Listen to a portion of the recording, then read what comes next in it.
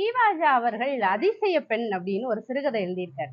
அதுல வித்யாதரர் அப்படின்னு ஒருத்தர் இருக்காரு. அவருக்கு வித்யாவதி அப்படிங்கிற பொண்ணு இருக்காங்க. அவங்க ரொம்ப அழகு. அவங்கள மாதிரி ஒரு அழகு இந்த உலகத்திலேயே இல்ல அப்படின்லாம் சொல்ல முடியாது. 1 2 பேர் தான் இருக்கலாம் அவ்வளவு அழகுன்னு சொல்றாங்க. அந்த பொண்ணோட அழகை பார்த்து நிறைய மாப்பிள்ளை வராங்க. ஆனா வார மாப்பிள்ளை புத்திசாலியா இருக்கணும்னு வித்யாதரரை எதிர்பார்க்கிறாரு. அதனால அவர் பொண்ணை பத்தி அவரே சொல்றாரு. என்ன சொல்றாரு அப்படின்னா, மாப்பிள்ளைகிட்ட சொல்றாரு, என் பொண்ணு சமைக்கும் போது கல்ல போட்டுதான் சமைப்பா, பரவாயில்லையான்னு கேக்குறாரு. அந்த மாப்பிள்ளை போயிட்டாரு. 2வது ஒரு மாப்பிள்ளை வராரு. அவர்கிட்ட சொல்றாரு, சாப்பிட்டதுக்கு அப்புறம் ஆதார வஸ்துவை எடுத்து தூர எரிஞ்சிருவா.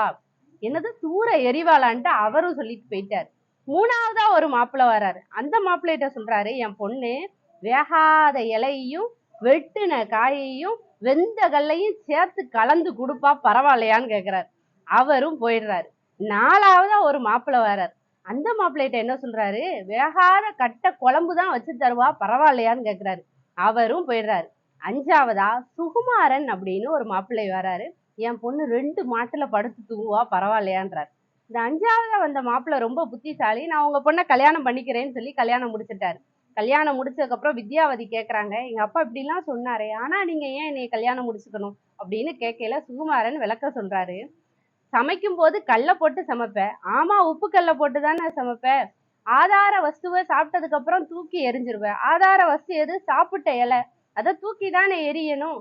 அப்புறம் வேகாத இலை வெத்தலை, வெட்டின காய் பாக்கு, வெந்த கல்லு சுண்ணாம்பு, இது 3ம் சேர்த்து தானே தாம்பூலம் எனக்கு தர. அதனால என்ன? அந்த வேகாத கட்ட குழம்பு என்ன குழம்புன்னு எனக்கு தெரியும், சந்தன குழம்பு தானே.